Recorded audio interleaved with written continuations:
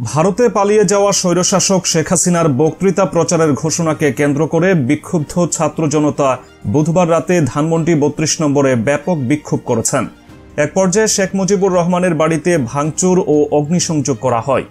রাত ১১টার দিকে একটি ক্রেন ও একটি এক্সকাভেটর এনে বাড়ি ভাঙা শুরু হয়। রাত 12:30 নাগাদ বাড়িটির একটি পাশ ভাঙা শেষ হয়। রাত 11টায় এই প্রতিবেদন লেখা পর্যন্ত ভাঙা চলছিল। সেখানে বিপুল সংখ্যক বিক্ষোভকারী স্বৈরাচার, ফ্যাসিবাদ, মুজিববাদ ও আওয়ামী লীগ বিরোধী বিভিন্ন স্লোগান দিচ্ছেন। ৩২ নম্বরের বাড়ি ভাঙা ছাড়াও বুধবার রাতে ধানমন্ডির পাঁচেতে অবস্থিত শেখ হাসিনার বাড়ি সুধা সদনে আগুন দেওয়া হয়। রাত 1টা পর্যন্ত খবর অনুযায়ী সেখানে আগুন জ্বলছিল। 12:30টার দিকে ফায়ার সার্ভিসের নিয়ন্ত্রণ কক্ষে দায়িত্বরত কর্মকর্তা রাকিবুল হাসান প্রথম আলোকে বলেন, 11:30টার দিকে তারা আগুনের খবর পেয়েছেন। জুলাই গণ অভ্যুত্থানে গত 5 আগস্ট স্বৈরতান্ত্রিক আওয়ামী লীগ সরকারের পতন ঘটে। অভ্যুত্থানের 6 মাস ছিল গতকাল।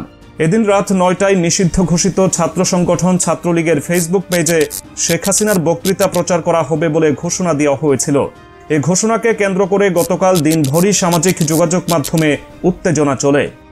বৈষম্য বিরোধী ছাত্র আন্দোলনে অংশ নেওয়া অনেক ছাত্র জনতা ও অনলাইন অ্যাক্টিভিস্ট ফেসবুকে ধানমন্ডি ৩২ অভিমুখে বোলডোজার মিছিল এবং মার্চ টু ধানমন্ডি ৩২ কর্মসূচির ডাক দেন।